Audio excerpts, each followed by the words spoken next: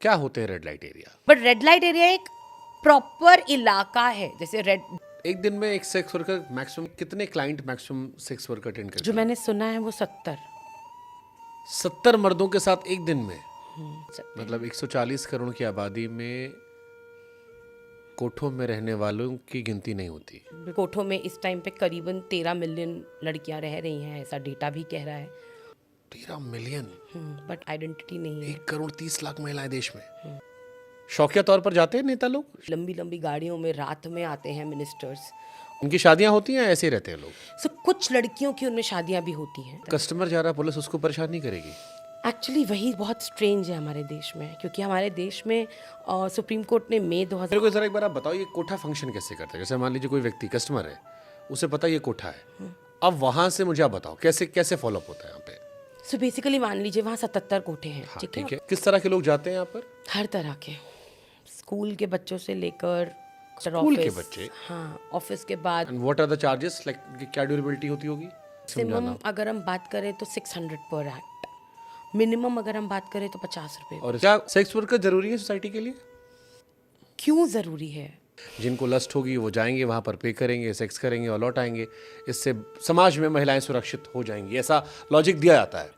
ये लॉजिक तब मुझे समझ में आया। विदेशों में सेक्स वर्कर्स हैं, वो ऑर्गेनाइज्ड है, मर्जी वाले हैं, या वहां भी ऐसे ही होता है? वहाँ पे भी ऐसा भी होता है। पुलिस वालों को मददगार मानते हैं या परेशानी की वजह? दोनों। कितना आता होगा हफ्ता, महीने या महीने का पैसा पुलिस स्टेशन? हर कोठे का अलग है। और ये पैसा नेताओं तक भी जाता होगा? बिल्कुल। हमारे कभी मंटो ने कहा था कि हर औरत वैश्या नहीं होती, पर हर वैश्या औरत होती है। और वैश्या कोई पैदा नहीं होती, वैश्या बनाई जाती है, कभी मर्जी से, कभी मजबूरियों से। और जो मर्द वैश्याओं का नाम सुनकर आंख नाक मुंह बना रहे हैं, वही मर्द बिरादरी अगर वैश्यालों पर जाना छोड़ दे तो वैश्या अपने आप नहीं होगी। वो हैं क्योंकि वहां जाने वाले मर्द हैं। और इसीलिए आज उनकी समस्याओं को, उनको समझने के लिए ये विषय हमने चुना है। मेरे साथ खास मेहमान है गीतांजलि बब्बर जी, सेक्स वर्कर एक्टिविस्ट है, फाउंडर है एनजीओ की कटकथा। मैं इसके बिल्कुल बेसिक से शुरू करता हूं। आपने कहा हर शहर में रेड लाइट एरिया होते हैं, क्या होते हैं red light area? Red light areas ऐसे कुछ इलाके होते हैं जो कि शहर में आइडेंटिफाइड होते हैं कि वहाँ पे कोठे हैं। उन कोठों के अंदर लड़कियाँ, everybody knows that these are identified areas, और वहाँ पे अंदर लड़कियों को लाया जाता है बेचने का काम करना। और वहाँ पे ही सारे के सारे जो मर्द, आपने जैसे इनिशियली बोला, तो उन्हें भी पता होता है। वैसे तो बहुत अलग अलग जगह पर छोटे छोटे कोठे चल रहे हैं, दिल्ली में भी अगर देखोगे तो एक रेड लाइट एरिया है जहाँ पर 77 कोठे एक साथ हैं। बट अगर आप और जगह पर भी जाते हो, सीलमपुरी जाते हो, लक्ष्मी नगर जाते हो, शकरपुर जाते हो, तो छोटे छोटे कोठे वहाँ पर भी चल रहे हैं। बट रेड लाइट एरिया एक प्रॉपर इलाका है, जैसे जो दिल्ली का रेड लाइट एरिया है, वहाँ पे 2500 से 2800 औरतें रह रही हैं उन कोठों में। आप सोनागाची की बात करोगे तो वहाँ पे करीबन 40-45 हज़ार औरतें हैं बंगाल में। अगर आप मुंबई की बात करोगे तो वहाँ पर करीबन 20 से 25 हज़ार औरतें हैं। अगर आप पुणे में बुधवार पेट की बात करोगे तो वहाँ पर भी हज़ारों औरतें हैं। सो ये आइडेंटिफाइड एरियाज हैं which is illegal, but they are running. ये ऑर्गेनाइज कोठे हैं, ऑर्गेनाइज तरीके से प्रोस्टिट्यूशन चल रहा है, ये जानते हुए कि इलीगल है? ऑर्गेनाइज तो हम नहीं बोल सकते, बिकॉज ऑर्गेनाइज का मतलब तो मैं ये भी मानती हूँ कि फिर सरकार वहाँ पे फैसिलिटीज़ दे रही है, वहाँ पे उन औरतों के पूरे आइडेंटिटी कार्ड, जैसे जब मैं फॉरेन कंट्री गई हूँ और वहाँ के कोठों में देखा है तो वहाँ की औरतों के पास अधिकार है, उनके पास सारे कार्ड्स हैं, सब कुछ है। पर यहाँ तो एक 3 साल की बच्ची को बेच दिया जाता है और उसके जितने भी कार्ड्स वार्ड्स हैं वो कभी बनते ही नहीं है लाइफ में। उसे पता ही नहीं होता कि मैं कहाँ से हूँ, मेरा क्या बैकग्राउंड है, मैं हिंदू हूँ, मुसलमान हूँ, उसे नहीं पता है। वहाँ पर आकर उसको जो बताया गया है, जो कहानी दी गई है पूरी ज़िंदगी, जिस मालकिन ने उसको ख़रीदा है, वही उसकी सच्चाई है। वहाँ पे कभी मैंने किसी पॉलिटिशियन को चढ़ते हुए नहीं देखा है वोट मांगने के लिए।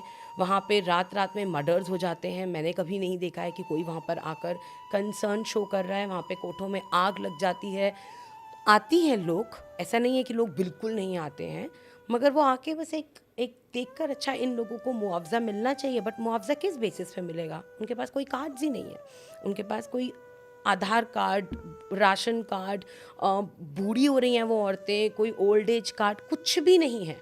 अब हम लोग कोशिश कर रहे हैं उन सब का बनवाने के लिए, but otherwise they don't exist. उनका काउंटिंग नहीं है हमारे देश में। तो जिस इंसान का काउंटिंग नहीं है, हम उसको ऑर्गेनाइज तो नहीं बोल सकते। मतलब 140 करोड़ की आबादी में कोठों में रहने वालों की गिनती नहीं होती। बिल्कुल, हमें तो ऐसा ही लगता है। बाकी कोठों में इस टाइम पे करीबन 13 मिलियन लड़कियां रह रही हैं, ऐसा डेटा भी कह रहा है। बट 13 मिलियन, बट उनके पास कोई कार्ड नहीं है, कुछ आइडेंटिटी नहीं है। 1 करोड़ 30 लाख महिलाएं देश में। ये तो एक गिनती है, मुझे तो लगता है काफ़ी होंगी और ज़्यादा। आपने कहा कि उन कोठों की सीढ़ियों पर कोई जाता नहीं जब वो परेशान होती हैं। शौकिया तौर पर जाते हैं नेता लोग, शौकिया तौर पर जाते हैं ये बड़े लोग जो वोट मांगने नहीं जाते या इन्हें देखकर मुंह बनाते हैं? मैंने खुद नहीं देखा, लेकिन मैंने बहुत कहानियाँ सुनी हैं। जब मैं नई नई गई थी तो मुझे बहुत कहानियाँ पता चलती थी कि लंबी लंबी गाड़ियों में रात में आते हैं मिनिस्टर्स, और वो उनके कुछ कोठे फिक्स हैं। उन्हीं कोठों में से वो लड़कियां भी फिक्स्ड होती हैं, जो लड़कियां मुंह नहीं खोलेंगी, जो लड़कियां चू नहीं करेंगी, जो लड़कियां आराम से सरेंडर कर देंगी उस इंसान के आगे, और जो लड़की खूबसूरत है, फेयर स्किन है, वो लड़कियां उन गाड़ियों में जाती हैं। रात भर उनको उनके साथ रहना होता है, and then next morning they are dropped off. तो मैं ये नहीं बोलूँगी कि मिनिस्टर्स वहाँ पे शौकिया नहीं गए हैं, ऑफकोर्स जाते हैं, और ऑफकोर्स वो लड़कियाँ वहाँ पर भी उनके लिए भेजी भी जाती हैं उनके घरों में। इन कोठों में ज़्यादातर लड़कियां शौकिया तौर पर हैं, पैदाइशी तौर पर हैं, मजबूरी में हैं, बचपन में उठा के डाल दी गई थी, या जनरेशनल चली आ रही हैं? हर तरीके की लड़कियां हैं, लेकिन 99% औरतें जो वहाँ पर इस टाइम पर हैं, दिल्ली के जीबी रोड के उन 77 कोठों की मैं बात और क्लियरली कर सकती हूँ। उन 99% लड़कियों को नहीं पता था कि मेरा फ्यूचर एक सेक्स वर्कर के नाम से जाना जाएगा। तो वो या तो शादी करी गई है और उनको उनके पति ने आकर बेच दिया, या फिर कोई औरत अपने घर में गांव में बाहर खेल रही थी, बच्ची 12 साल की 13 साल की, उसको किडनैप करके चाय में कुछ मिला के पिला दिया गया, और जब वो उसको होश आया तो वो बिक रही थी कोठे के अंदर।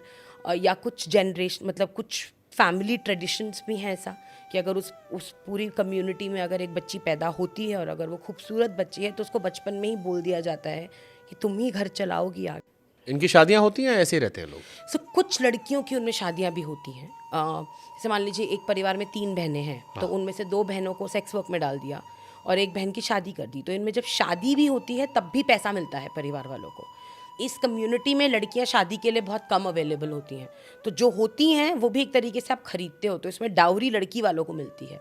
ऐसा कोई किस्सा बंगाल का सुना था। मेरे घर में एक ड्राइवर थे, तो वो गए, उन्होंने कहा कि वो बंगाल से गए हैं, वहाँ शादी की है, 80,000 रुपए में अपनी वाइफ लेकर आए। तो क्या वो किसी कोठे से लेकर आए होंगे? नॉट नेसेसरली, क्योंकि ऐसे बहुत सारे गांव भी हमारे देश में जहाँ लड़कियां एकदम ख़त्म हो रही हैं, तो वहाँ पर भी खरीदा जाता है। बट ऐसा ज़रूरी नहीं है। हमने जो देखा है वो इस कम्युनिटी की औरतों को जनरली इसी कम्युनिटी में ही शादी करवा देते हैं, बहुत ज़्यादा बाहर भेजते नहीं है। ये बेड़िया कम्युनिटी की बात कर रही हूँ मैं। तो ये बेड़िया कम्युनिटी में जनरली ये अंदर ही अंदर अपने ही खानदान में क्या कम्युनिटी का नाम दिया आपने? बेड़िया, बेड़िया, BEDIA। बेड़िया कमेटी। बेड़िया कम्युनिटी, क्या ये नाम कैसे पड़ा और इसके क्या मायने हैं? मुझे ये तो नहीं पता नाम कैसे पड़ा है। That's a good बट इस question। कम्युनिटी का क्या मायना है? इनका फैमिली ट्रेडिशन है सेक्स वर्क। इनका family tradition basically sex work भी नहीं है, मुजरा है। पहले जब मैं कहानियाँ सुनती हूँ तो पहले जीबी रोड पे बहुत अमीर लोग भी आते थे और हर तरीके के लोग आते थे, क्योंकि पहले एक्चुअली जब तवाइफ्स वगैरह होती थी तो एक अलग रौब भी था सेक्स वर्कर्स का, जो अब पिछले कुछ सालों में बहुत ही पैथेटिक कंडीशन हो चुकी है। मतलब आपकी कोठे की कंडीशन इतनी बुरी है कि आपकी बॉडी आपको अलाउड ही नहीं करती उस टॉक्सिक एनवायरनमेंट में ज़्यादा देर रहना। तो इमेजिन करिए वो वहीं रह रही हैं, उनके बच्चे वहीं पैदा हो रहे हैं, पूरी ज़िंदगी वो लोग वहीं बिता रहे हैं। मैंने अभी एक फिल्म आई थी हीरा मंडी, हीरा मंडी देखी, इसमें तवाइफों का अपना एक जलवा था। आप कोठों पे जाती हैं, सेक्स वर्कर से मिलती हैं, कितना अंतर है हीरा मंडी और दिल्ली या बम्बई या बंगाल में जो कोठे हैं? कुछ सिमिलैरिटी ही नहीं है।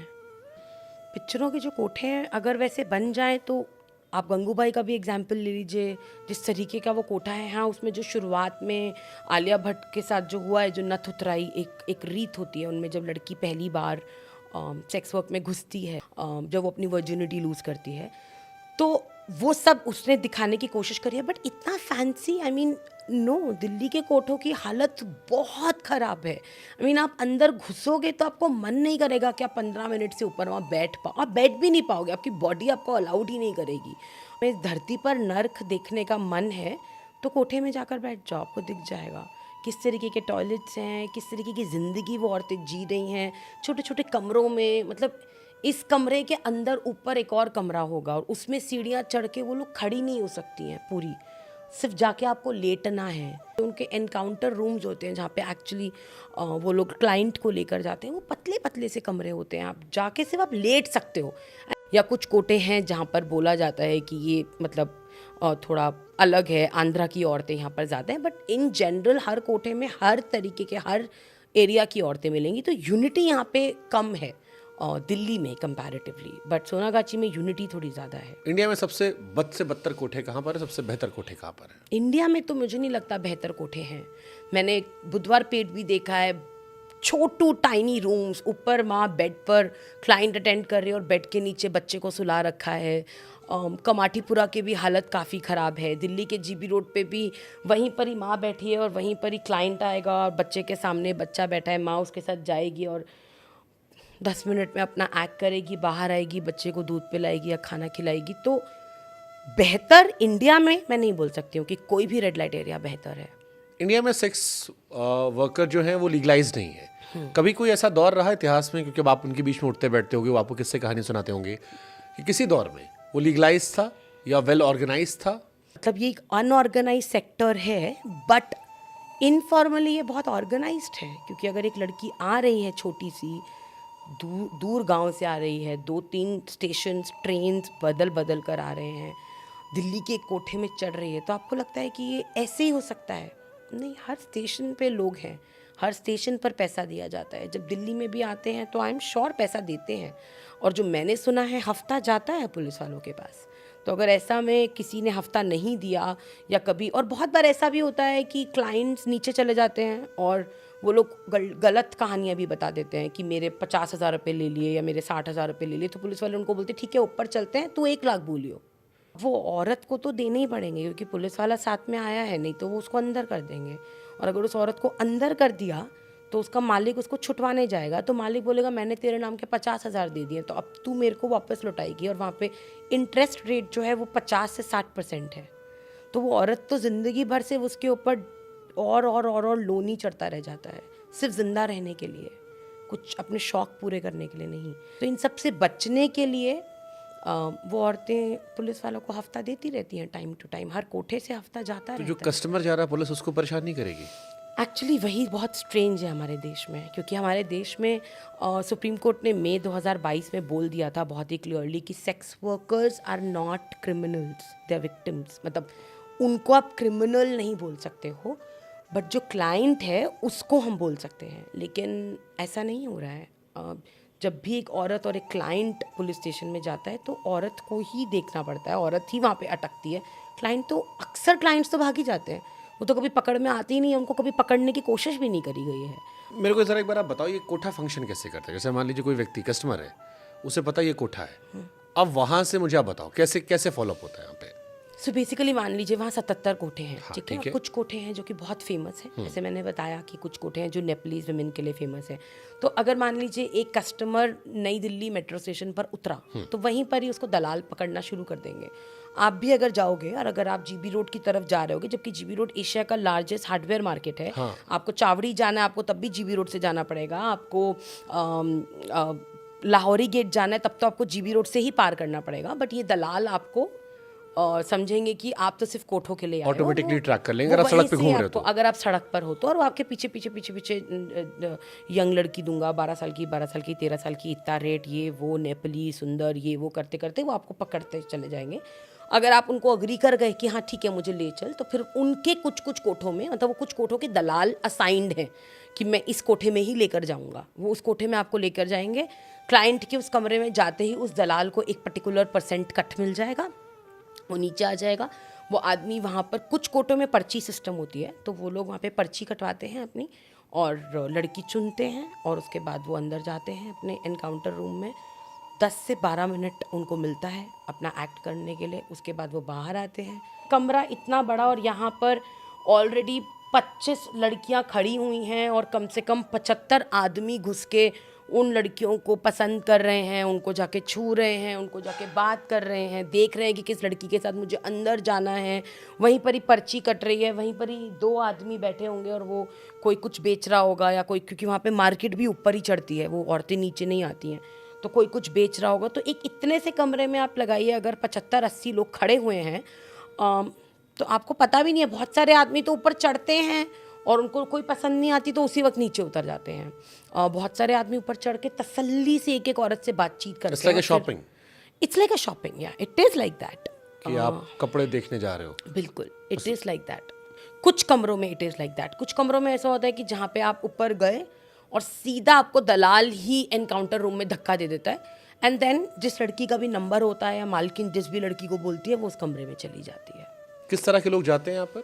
हर तरह के, स्कूल के बच्चों से लेकर ऑफिस के लोग, आफ्टर स्कूल ऑफिस के बच्चे? हाँ, ऑफिस के बाद मैं ऑफिस बैग्स और लैपटॉप बैग्स के लोगों को भी देखती हूँ। रिक्शे वाले आदमी लोग जो रिक्शा चलाने के बाद वो अपनी फ्रस्ट्रेशन निकालने जाते हैं। बूढ़े लोग, 80-80 साल के लोग भी वहाँ पर चढ़ते हैं। इसको हमने रोमांटिसाइज भी तो कर रखा है ना, वो तो कभी जीबी रोड नहीं गया यार, फिर तो तूने ज़िंदगी में कुछ भी नहीं करा। ये भी एक डायलॉग चलता है कॉलेजेस में। to try everything. Explore, right? तो वो एक्सप्लोर करने के लिए भी चाहते हैं, तो हर तरीके के लोग आपको वहाँ दिखेंगे। तो वहाँ पे मान लीजिए कोई 18 साल से नीचे का लड़का जा रहा है, तो अंदर उन्हें कोई मना नहीं करेगा, रोकेगा नहीं? मना नहीं करेगा, लेकिन अब मैंने देखा है कि बहुत सारी औरतें ही, जैसे कभी कोई बच्चा आ गया 13-14 साल का, तो औरतें ही उसको झापड़ मार के नीचे भेज देती है कि चल अभी तो बहुत छोटा है। बट कुछ लड़कियां भी हैं उस उम्र की, तो वो लोग उनके साथ भी, कुछ कोठों में उनके साथ भी सेटअप कर देते हैं। And what are the charges, like क्या ड्यूरेबिलिटी होती होगी? सब कोठों के अलग अलग रेट। फिर भी अगर मिनिमम से मैक्सिमम जाना, अगर हम बात करें तो 600 पर एक्ट, मिनिमम अगर हम बात करें तो 50 रुपये। और इसमें इनके पास क्या आता होगा? वो भी हर लड़की का अलग डिपेंड करता है। तो अगर लड़की बहुत यंग है और अभी अभी उसको ख़रीदा गया है तो ज़ीरो, उसके पास कुछ अमाउंट नहीं जाएगा at least for the next 4-5 years. जब वो लड़की खुद एक तरीके से इस चीज़ को समझ जाएगी कि अब क्योंकि मैं यहाँ आ ही चुकी हूँ। मान लीजिए अगर वो कोठे में अपना एक अलग कमरा लेकर रह रही है तो उसको एक पर्टिकुलर अमाउंट देना पड़ता है मालकिन को। मान लीजिए वो बोलती है नहीं मुझे अलग नहीं रहना है, सबके बीच में रहना है, जो आप खाना बना रहे हो मैं भी वही खाऊंगी और आपके हिसाब से ही चलूँगी, तो उसको कम पैसा मिलेगा क्योंकि खाना वाना सब कुछ मालकिन ही देख रही है। एज वाइज डिपेंड करता है। द मोर आप जितने बड़े होते चले जाते हो उतना ही आप कम कट देना शुरू कर देते हो, लेकिन आपका रोल बढ़ जाता है। तो जब आप बड़े होते हो तो आप सिर्फ खुद धंधा नहीं कर रहे हो, तब आप और लड़कियों को भी लेकर आओगे अपने गांव से, या जैसे आपको लाए गए थे उतना आपका ब्रेन वॉश कर चुके होते हैं। अगर कोई नई बच्ची मान लीजिए किसी शहर से आ गई, अब वो लाजमी बात है कि उसने लाइफ में सब नहीं किया, प्रोस्टिट्यूशन में कभी इन्वॉल्व नहीं रही है, तो वहां से आप उसे कैसे तैयार करते हो? मतलब कोठे में कैसे तैयार करते हैं वो लोग?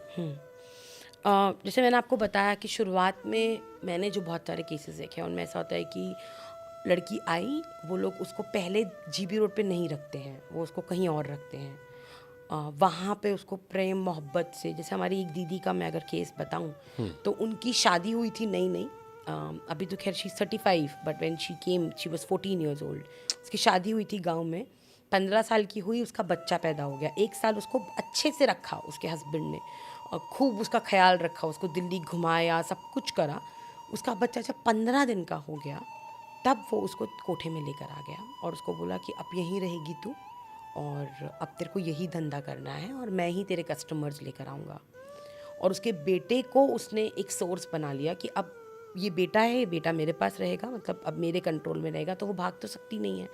शुरुआत में उसने मना करा बहुत, तो उसको एक्सट्रीम पीटा गया, मतलब आप सोच भी नहीं सकते हो। आज भी वो दीदी जब कंघी करती हैं अपनी तो अक्सर मैं उनको बोलती हूँ बाल खुले क्यों नहीं रखते हो, बट उनका जो स्टाइल है कंघी करने का, क्योंकि यहाँ उनके इतना मारा गया है कि ये पूरा एरिया उनके यहाँ बाल हट चुके हैं, तो वो अपने बालों को ऐसे स्टाइल करती है कि आपको पता नहीं चलेगा कि वो अंदर से उनके बाल नहीं हैं। बट दैट्स द लिमिट जिस पे वो मारते हैं। उनको इतना तक भी टॉर्चर किया गया है कि जब वो मना करती है तो एक बार उसने मना करा और उसके कमरे में उसके बच्चों के साथ गैस का पाइप खोलकर चला गया वो आदमी कि मर जा फिर तू, अगर तू मेरा काम नहीं कर सकती है तो मैं तेरी जगह किसी और को लेकर आ and then she has to surrender. वो अपने को शायद मार भी देगी, लेकिन अब उसके पास बच्चे भी हैं. Why don't they go to police? Like I said, वो तो गांव से आई थी तो प्रोस्टिट्यूट नहीं थी, फिर वो पुलिस के पास क्यों आते हैं? इतनी छोटी उम्र की बच्ची तो कोठे से नीचे उतर भी नहीं सकती है. उसको नहीं पता है बाहर आसमान किस रंग का चल रहा है, अभी बाहर बारिश चल रही है या क्या चल रही है. वो कोठों के अंदर ही बंद रहते हैं एटलीस्ट शुरुआत के 3-4-5 साल. उनको अलाउड नहीं है बाहर. अब वो उसको अंदर तक इतना तोड़ चुके हैं कि वो उसको ये बता चुके हैं कि अगर तू बाहर जाएगी भी तो जितने भी आदमियों से मिलेगी ना, वो सब तेरे को गंदी नज़र से देखेंगे, क्योंकि वो तेरे साथ कभी ना कभी तो सोए होंगे. तो वो औरत को इतना डाल देते हैं उसके दिमाग में कि अब तू नहीं बची है बाहर की दुनिया के लिए, so you better die here.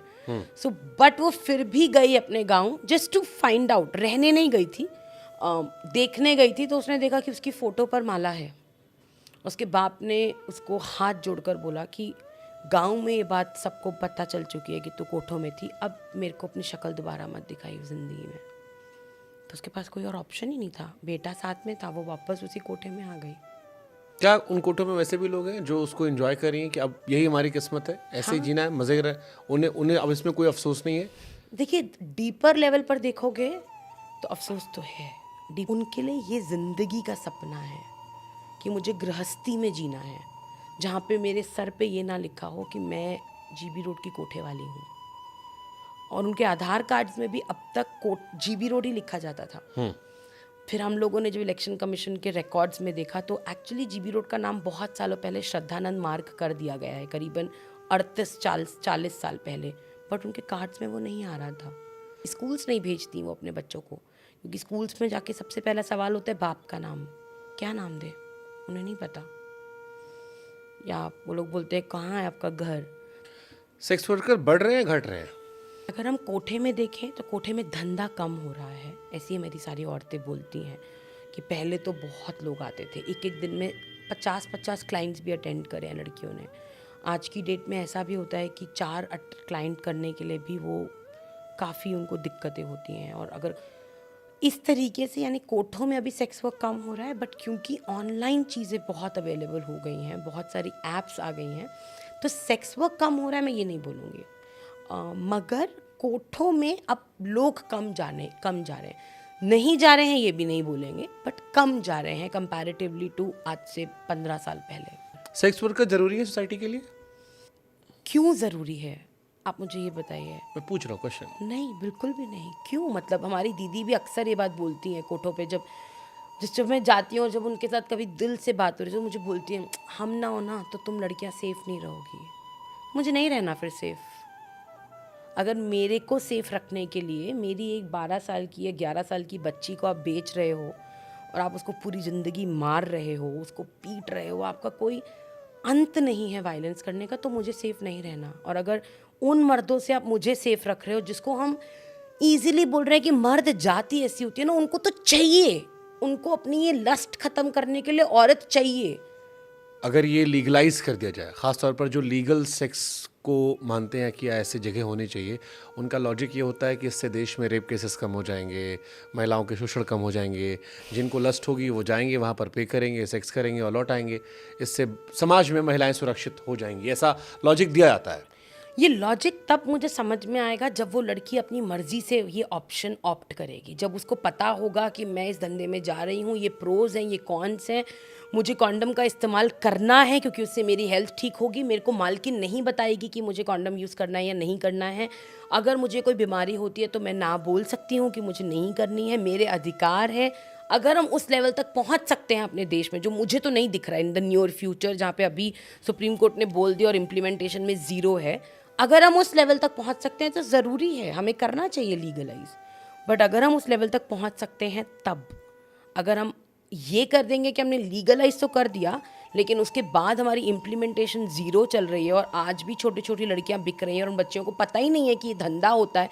चलो मैं इसको रिफ्रेम करता हूँ. जो विदेशों में सेक्स वर्कर्स हैं वो ऑर्गेनाइज्ड हैं, मर्जी वाले हैं, या वहाँ भी ऐसे ही होता है? वहाँ पे भी ऐसा भी होता है और मर्जी वाले भी हैं. वहाँ पे दोनों तरीके के लोग हैं. हमारे देश में भी मर्जी वाले भी हैं. हमारे देश में भी ऐसी औरतें हैं जो अपनी चॉइस से कर सकती हैं, करती हैं वो ये काम, विच इज़ फाइन. शॉर्टकट पैसा अपना घर चलाना है, पैसा. बहुत सारी औरतें जो कि रोज़ सुबह तैयार होकर अपने घर से ये बोलकर निकलती हैं कि मैं दफ्तर जा रही हूँ। उनके ऑटो वाले फिक्स्ड होते हैं, उनकी लोकेशन फिक्स्ड होती है, और उनके हस्बैंड्स को यही पता है कि मेरी बीवी नौकरी पर जा रही है, बट क्योंकि पति कमा कर ला ही नहीं रहा है, कुछ काम ही नहीं कर रहा है, तो वो उस औरत को बाहर निकलना है और उसको और कोई उसको समझ में नहीं आ रहा और कोई काम करना, उसको यही ऑप्शन दिया गया आसपास की और औरतों ने, तो वो जाते हैं और वो करते हैं। आप JNU के पार्क में जाइए, JNU के जो जंगलों में जाइए, आपको मिलेंगी वहाँ पे औरतें छोटा छोटा अपना एक इतना सा कपड़े का मतलब चुन्नी जितना एक बेड लेकर घूम रही होंगी। बेड मतलब एक छोटा सा चुन्नी जैसा, और वो वहीं पर ही डालकर बैठी होंगी। वहाँ पे आदमी जाते हैं, तो वो फिर भी अपनी चॉइस से कर रही हैं। चॉइस तो मैं नहीं बोलूँगी कि वो भी पावर्टी और फोर्स में ही कर रही हैं एक तरीके से, बट फिर भी वो चुन सकती हैं। पर कोठे में तो वो चुन ही नहीं सकती ना। तो एक दीदी थी and she was 9th month pregnant, and I asked, and she was standing downstairs waiting for the clients, and I said, तेरी हालत है? तो उसने बोला, खाना नहीं देगी ना मालकिन, सोए नींद ही नहीं आएगी, बिना खाने के भूख लगती रहेगी मेरे को और बच्चे को। और उससे खड़ा नहीं हुआ जा रहा था, बट खाना तो ज़रूरी है ना, तो इसलिए वो खड़ी हुई थी नीचे। तो वहाँ पे चॉइस नाम की कोई चीज़ नहीं है। तो अगर आप मतलब फॉरेन कंट्री में भी हर तरीके के दोनों टाइप के लोग हैं। I have been to strip clubs also. कहानियाँ बाहर जानी बहुत ज़रूरी है। उन कोठों की दीवारें इतनी स्ट्रॉन्ग हैं कि वहाँ की चीखें बाहर ही नहीं जा रही हैं, और वहाँ पे औरतें अंदर चीखें मार मार के, बच्चे रो रो के वहीं मर रहे हैं। दुनिया को, या तो दुनिया के कान बेकार हो चुके हैं, हमारे लोगों के कान खराब हो चुके हैं, या उस सड़क की दीवारें बहुत स्ट्रांग है कि बाहर चीखें नहीं जा रही हैं। पुलिस वाले सेक्स वर्कर जो होते हैं वो पुलिस वालों को मददगार मानते हैं या परेशानी की वजह? दोनों डिपेंड करता है किस टाइप के पुलिस वाले उस टाइम पे अपॉइंट हुए हैं। तो ऐसे भी कुछ पुलिस वाले रहे हैं जो कि जेन्युइनली उनकी केयर करते हैं, और वो जेन्युइनली आते थे उनके बोलने पर, जेन्युइनली वो औरत की कहानी सुनते थे। बट ऐसे भी पुलिस वाले हैं जो सिर्फ और सिर्फ पैसा देकर यहाँ पर आते हैं। कमला मार्केट के पुलिस स्टेशन की वैल्यू भी बहुत अच्छी है। पैसा देकर आते हैं और उनको ये मकसद होता है कि मुझे अपने पैसे को 4 गुना करके निकलना है। तो ऐसे भी पुलिस वाले हैं। कितना आता होगा हफ्ता, महीने का पैसा पुलिस स्टेशन? हर कोठे का अलग है।